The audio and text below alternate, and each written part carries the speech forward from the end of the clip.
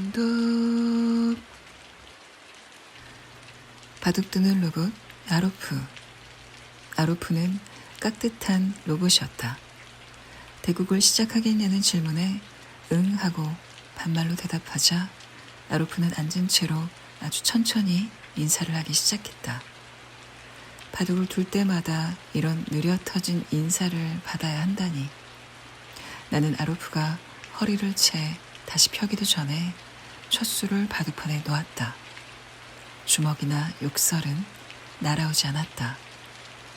할머니는 낮잠 자는 시간이라며 2층에 올라오지 않았다.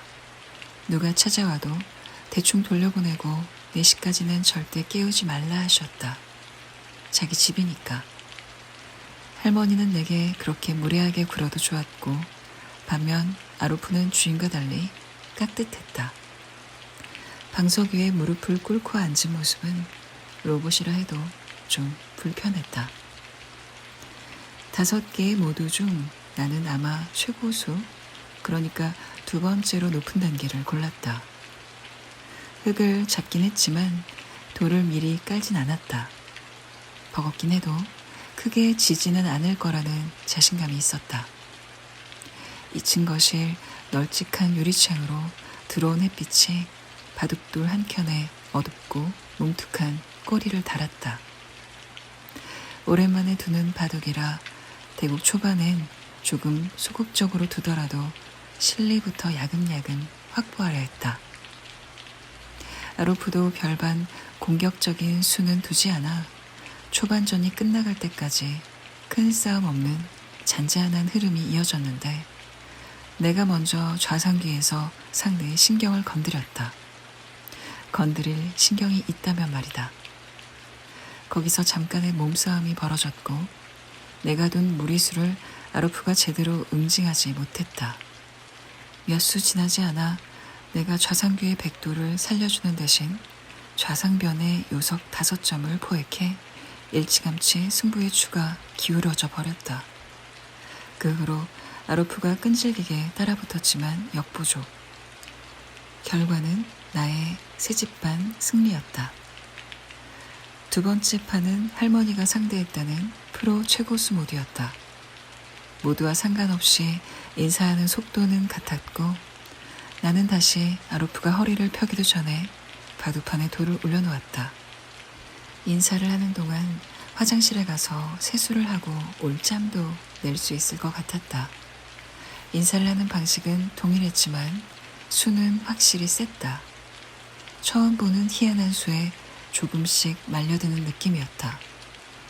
그 와중에 상대적으로 약해 보이는 백돌에 강하게 싸움을 걸어갔는데 정신을 차려보니 공격을 하러 갔던 돌들이 빈사지경에 빠졌다.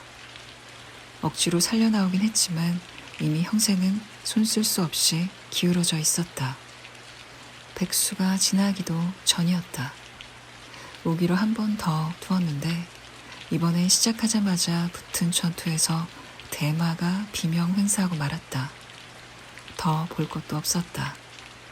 이런 로봇을 판판이 애기 팔목 비틀듯 꺾을 수 있다면 이번엔 할머니의 두뇌 어딘가에 이상이 생긴 것이리라. 아로프의 전원을 끄고 바둑판을 치우고 나니 4시 10분이었다.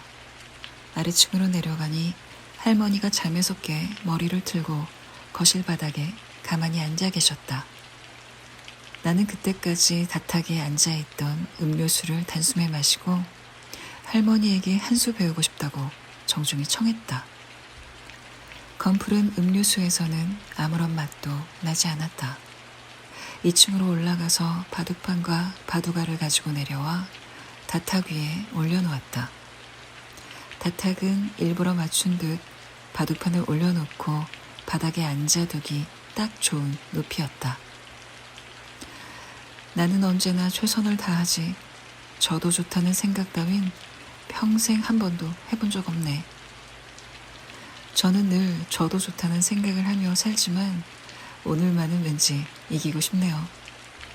마지막으로 사람하고 마주보고 앉아 바둑을 둔 게 언제인지 나는 기억할 수 없었다.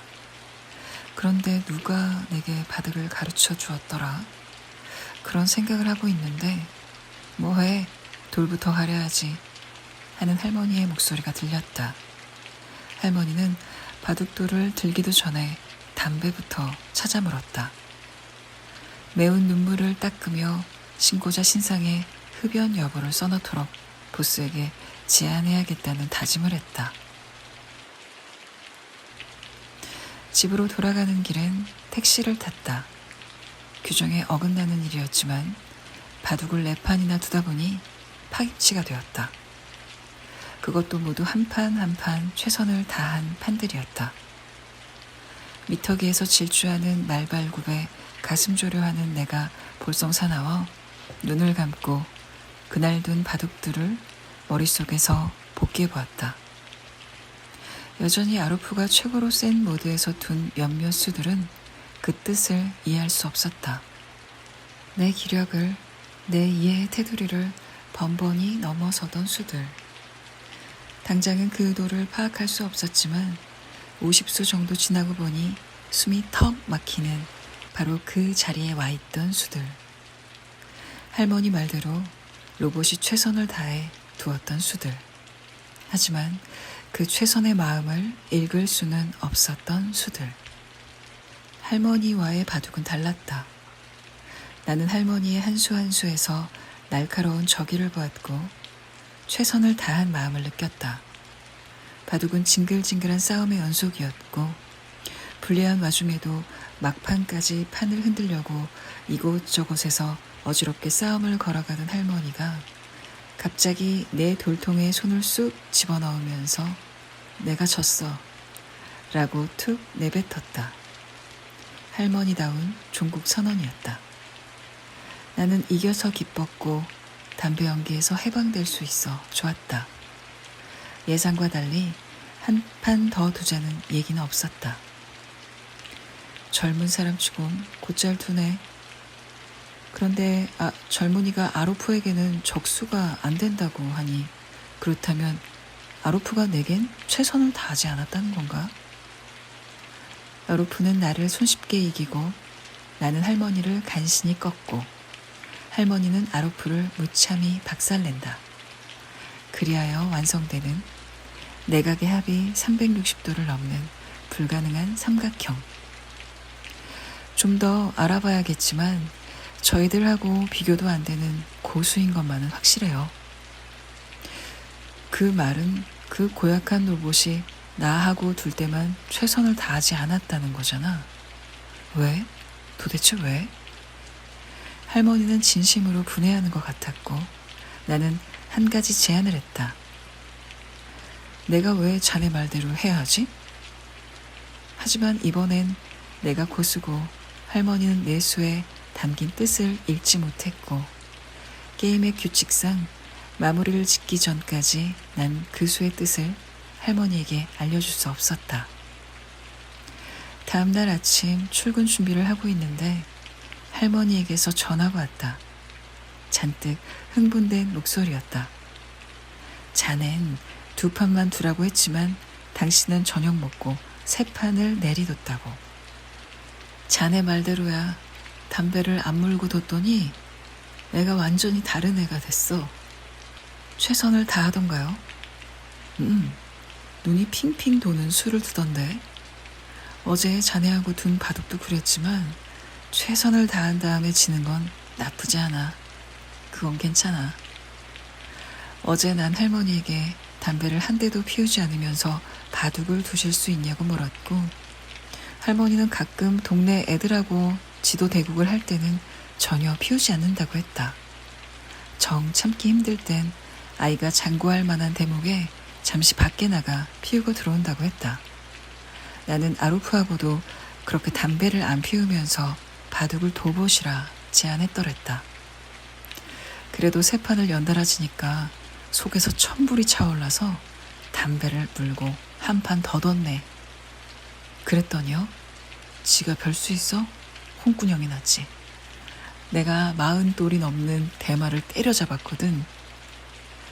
그럼 아로프가 어제 둔 바둑도 최선을 다하지 않은 건 아닌 거네요. 맞아. 최선을 다하지 않은 게 아니라 못한 거지. 내 담배 연기 때문에. 최선을 다하지 않은 거하고 최선을 다하지 못한 거하고는 달라. 완전히 달라. 그럼 이제 어쩌시겠어요?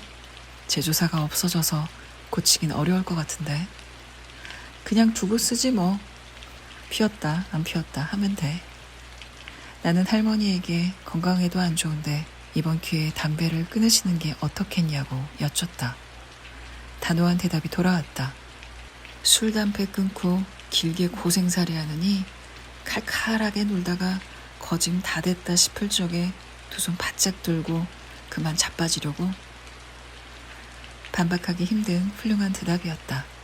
시간 나면 할머니 집에 바둑 한 수 더 배우러 가겠습니다. 라는 뜻하지 않은 말이 불쑥 입에서 튀어나왔다. 할머니는 그러라고 했다. 그닥 반기는 목소리는 아니었다. 그 후로 한번 그 동네에 갈 일이 있어 근처까지 들렀지만 차마 할머니 집에 찾아가지는 못했다.